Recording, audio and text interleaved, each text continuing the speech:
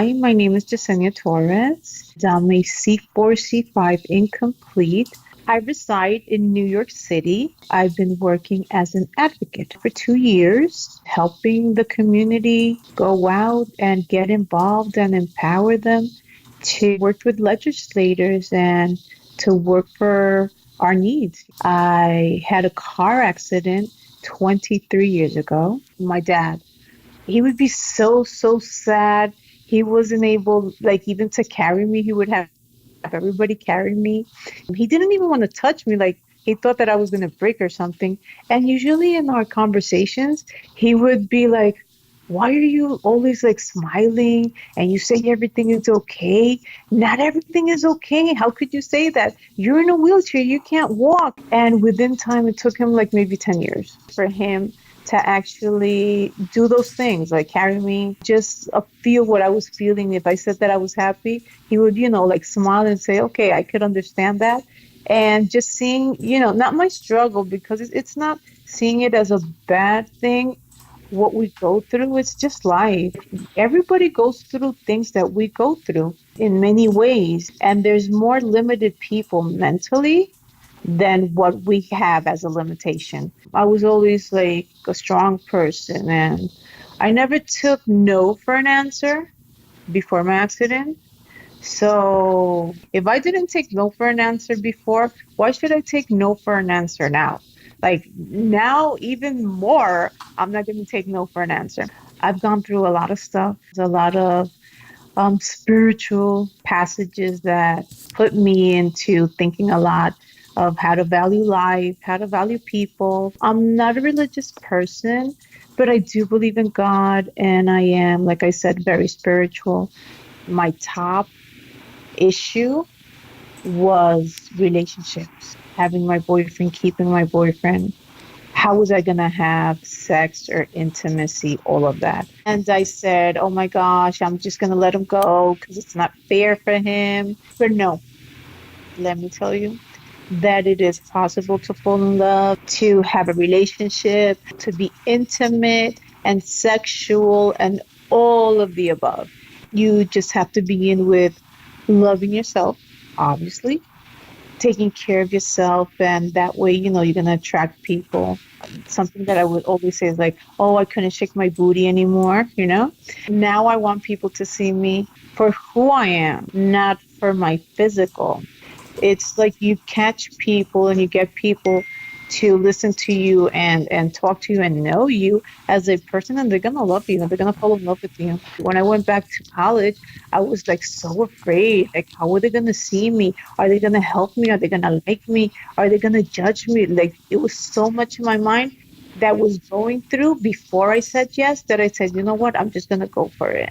And I'll deal with the situation at the moment. In film school, I couldn't handle a camera. I couldn't do lighting. Like, physically, I couldn't do so many things. My fellow students didn't want me in their groups. So obviously, I will go back home crying. And I'm like, oh my gosh, because I'm like this. They're not accepting me. What am I going to do? What I'm going to do? And then I would say, no, watch. I'm going to show them. I'm a director, so I would direct other people and use their hands. So things like this, it's possible. I mean, you have a brain, you're smart. Maybe you're not physical, but you could direct people in doing things. I went to study Bollywood cinema. That was in India, Chennai. First of all, they didn't want to take me. How are they going to deal with me? Maybe an accident, maybe I get sick. There were so many questions, but I just kept on, I'm going, and I'm going to have my sister with me. I went all the way out there, many hours. They usually use a lot of rickshaws, which is like those three-wheelers as taxi cabs with my sister and the gentleman that was working for me. They would like put me like head first and then the hands, like half a body, like shove me in the rickshaw. And then in another rickshaw, they would send my wheelchair. We made it happen. I mean, it was a different way of doing things, but I was able to, from the beginning to the end, have my final product and do everything I wanted. When you do production, you got to have a B, C, and D plan. I always have a plan. If you want things to happen, get accustomed to scheduling things, because before I was used to doing this, oh my gosh, I would cry so much. because I'm in a wheelchair. That's why this is happening. And everything would stop there. But I learned my lesson. Anything and everything, being in a wheelchair, you can make it happen. My biggest accomplishment right now is going to work by myself without my aid. It's called Brooklyn Center for Independence of the Disabled. The staff, everybody has a disability. It's hard for me to open doors, but then you just ring the bell, you knock on the door, you hit it or something, pick up my photocopies or printing at the printing machine. It's an ordeal because I gotta position myself and throw myself and try to reach, and I use anything and everything I could hold on to, but I'm able to do that. I'm getting the experience and I'm working hard and things like that, but it's very different than working in a place where they're like, okay, you're going to be equal as everybody. It's not like, oh, because you're in a wheelchair now.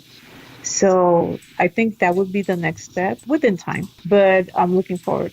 I'm also commuting on the train by myself. I was so scared because of the gaps, and people aren't that polite. There's people that they care, but you could count them like in one hand. Even, I mean, the doctors would say, oh, you're never gonna walk again. That's never been in my mind. This is my process. I could never say that it's not going to happen. There's so many things out there. Just live your life, go step by step, and try to figure out ways on how to go about in doing whatever you want to. I used to like love motorcycles before I got injured in my country. Well, my family's from Colombia.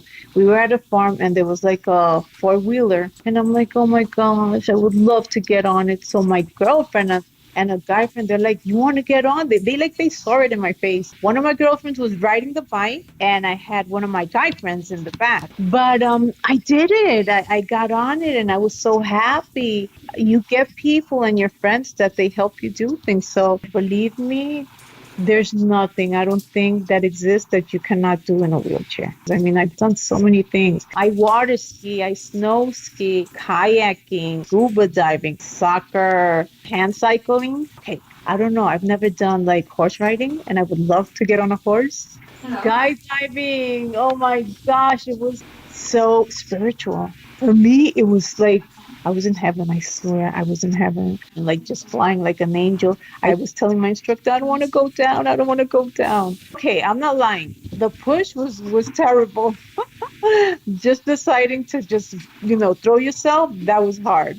I was almost about not to do it, but as soon as my instructor pushed me, I was loving it.